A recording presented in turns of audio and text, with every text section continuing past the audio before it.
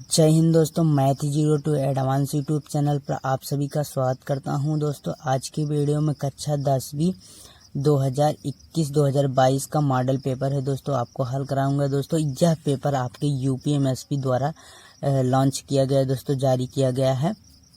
उसी पेपर को मैं आपको हल कराऊंगा। दोस्तों इस पेपर का पहला क्वेश्चन है, पहला का क्या है, निम्नलिखित में से कौन सा अभाज्य संख्याओं का युग्म है। दोस्तों इसमें पूछ रहा है कौन सा सहअभाज्य संख्याओं का युग्म है।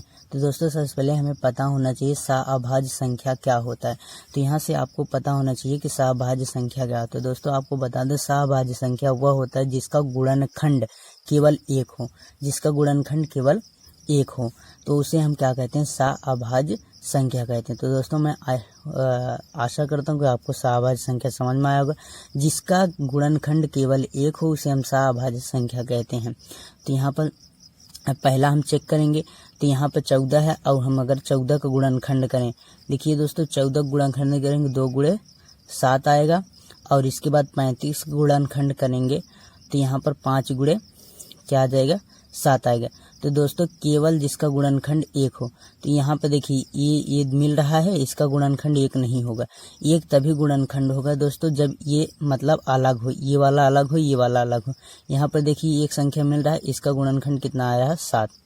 क्या आ रहा है, इसका जो HCF आ रहा है कितना आ रहा है, 7, मतलब ये नहीं हो सकता। तो चलिए हम यहाँ ऑप्शन नंबर दूसरा है, यहाँ पर 18 का गुणनखंड करेंगे, यहाँ तो 2 गुणे क्या कर देंगे, 3 गुणे 3, 18 गुणनखंड दोस्तों यही होगा। इसके बाद 25 है, 25 का गुणनखंड करेंगे 5 गुणे 5। देखिए दोस्तों इसमें और इसमें कुछ मिल रहा है, इसका HCF क्या होगा, जब संख्या नहीं मिलती तो उसका HCF 1 होता है।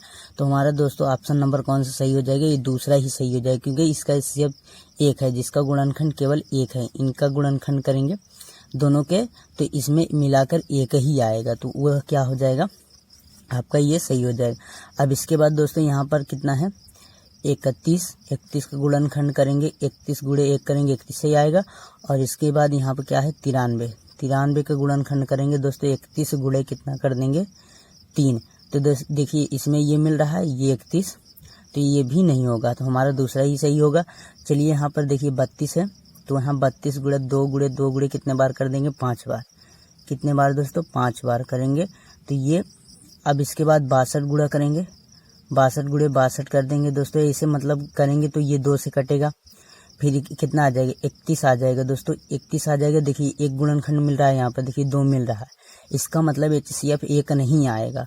तो दोस्तों यही इसी प्रकार से हमारा क्वेश्चन नंबर पहला ही सही, दूसरा ही सही होगा आंसर। तो चलिए हम इसी प्रकार दूसरे क्वेश्चन की तरफ चलते हैं। यहाँ पर दूसरा क्वेश्चन है दोस्तों, दूसरा क्वेश्चन है, पहला का खा है, ये भी 1 नंबर क्वेश्चन है। कह रहा है द्विघात समीकरण 3x² - 4x = 0 के मूलों का गुणनफल। दोस्तों मूलों का गुणनफल आपने सुना होगा दोस्तों, मूलों का गुणनफल, मूलों का योग, जिसे हम कहते हैं अल्फा प्लस बीटा, और एक कहते हैं अल्फा इंटू बीटा।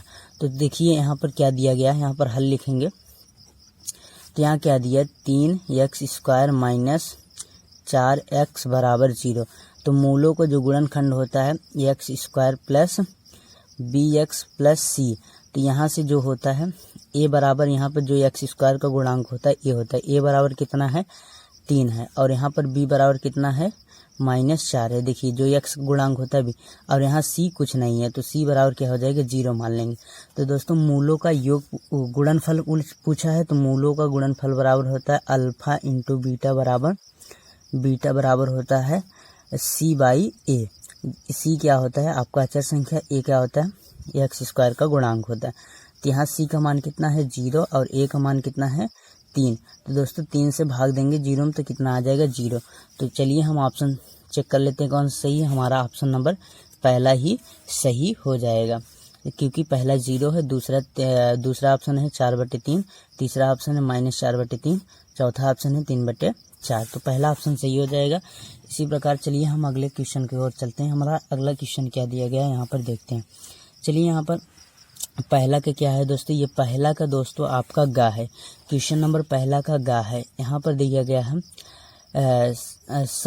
समरूप त्रिभुजों की विशेषता होती हैं। तो दोस्तों समरूप समरूप त्रिभुजों की विशेषता पूछा है दोस्तों। समरूप का मतलब होता है समान हो जिसका रूप, देखो आकृति की बात नहीं हो सी, आकृति बड़ी हो छोटी हो इससे नहीं मतलब है। इस समरूप का मतलब है समान हो रूप, एक जैसे रूप होना चाहिए, बड़ी हो चाहे छोटी हो। तो यहाँ पर दिखा गया इसकी विशेषता बताने हैं। तो यहाँ पर दोस्तों विशेषता यही होगा समान। जैसे यहाँ पर एक हमने त्रिभुज बना लिया, ये त्रिभुज मान लीजिए इसके जैसे एक त्रिभुज और इससे छोटा बना लेते हैं, यहाँ पर एक छोटा त्रिभुज। अब देखिए दोस्तों इस त्रिभुज में क्या दिख रहा है, ये दोनों त्रिभुज एक जैसे हैं, लेकिन अंतर यह है कि इसकी भुजा बड़ी है, इसकी भुजा छोटा है। समान हो रूप मतलब छोटी सी भले है, उसकी जैसी दिखे उसको जूम करने पर ये मिल जाए। तो दोस्तों ये बड़ा है ये छोटा है, ये मतलब समान रूप के हैं। तो इसमें पहला देखिए इसका क्या है, ये भुजा अलग अलग है तो भुजा इसका समान नहीं होगा, लेकिन दोस्तों इसका कोण समान होगा। ये कोण जितने होगा उतना ये वाला कोण होगा, जितना ये होगा उतना ये वाला कोण होगा। तो इसमें दिया गया पहला ऑप्शन दिया उनकी संगत भुजाएं। तो दोस्तों ये पहला ऑप्शन गलत हो जाएगा, संगत भुजाएं इनकी समान नहीं होगी, भले समान रूप के होंगे लेकिन संगत भुजाएं समान नहीं होंगे, आकृति बड़ी छोट होंगी इसमें। और दूसरा दिया संगत कोण बराबर हो। दोस्तों संगत कोण इसका बराबर होगा कि कोण इसका हमेशा क्या होगा, बराबर होगा। यही ऑप्शन नंबर कौन सा, दूसरा इसमें सही हो जाएगा। तीसरा कह रहा उपयुक्त में से दोनों, तो दोस्तों दोनों नहीं, केवल ये आपका होगा, इसमें से लिखा कोई नहीं, तो ये आपका दूसरा ही ऑप्शन सही हो जाएगा। चलिए हम इसी प्रकार के आज के तीसरे क्वेश्चन की ओर बढ़ते हैं दोस्तों। पहला का ये दोस्तों क्या है दोस्तों, घ क्वेश्चन है ये दोस्तों, घ क्वेश्चन है। चलिए यहाँ घ वाला क्वेश्चन है। पहला का घ कह रहा है cos 60 डिग्री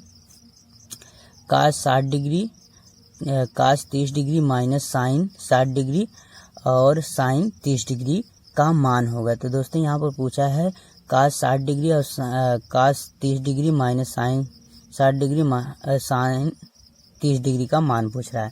तो दोस्तों आपको पता होना चाहिए cos 60 डिग्री का मान होता है दोस्तों, cos 60 डिग्री का मान कितना होता है आपको पता होना चाहिए। cos 60 डिग्री का मान 1/2 होता है और साइन का होता है 1/2 30 डिग्री का मान होता है, एक है साइन का 30 डिग्री का मान होता है। और दोस्तों इसके बाद cos 30 डिग्री का मान होता है 3/2, ये साइन 60 डिग्री का मान होता है।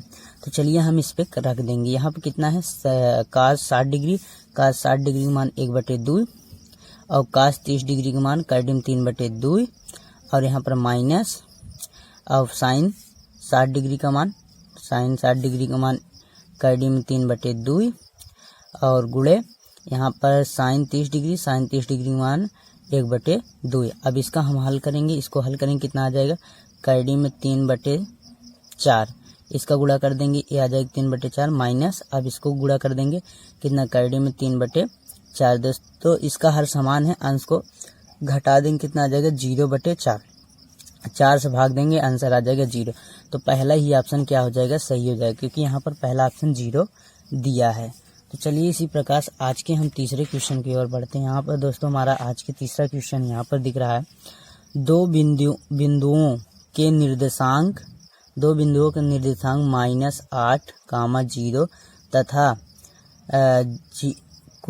0, -8 है। इन बिंदुओं से बने रेखा खंड के मध्य बिंदु के निर्देशांक ज्ञात कीजिए। दोस्तों मध्य बिंदु का क्या करना है, हमें निर्देशांक ज्ञात करना है। तो चलिए हम क्या करते हैं, मध्य बिंदु का निर्देशांक ज्ञात कर लेते हैं। चलिए यहाँ पर आइए हम सीखते हैं मध्य बिंदु का निर्देशांक कैसे निकालते हैं। यहाँ पर पहला दिया गया है, क्या दिया दोस्तों, पहला बिंदु दिया है -8, 0 और दूसरा बिंदु क्या दिया है 0, -8। तो दोस्तों हम इसको क्या मान लेंगे, x1 y1, इसको मान लेंगे x2 y2 और मध्य बिंदु का निर्देशांक वाला फार्मूला लगा देंगे। यहाँ पे क्या होता है, मध्य बिंदु का निर्देशांक, मध्य बिंदु का निर्देशांक वाला फार्मूला, निर्देशांक बराबर होता है दोस्तों, या क्या होता है दोस्तों, x1 प्लस x2/2 और यहाँ पर कामा y1 प्लस y2/2, ये आपका फार्मूला होता है। अब हम क्या करेंगे, इस फार्मूले x1 कितना है यहाँ पर दोस्तों, x1 है -8, तो यहाँ -8 रख देंगे। और x2 कितना है 0, तो यहाँ +0 कर देंगे, /2 है तो 2 कर देंगे, कामा है तो कामा लगा देंगे। y1 कितना है, y1 0 है तो यहाँ 0 रखेंगे। अब यहाँ पे देखिए दोस्तों प्लस है, y2 कितना है -8 है तो यहाँ प्लस है तो -8 हो जाएगा /2।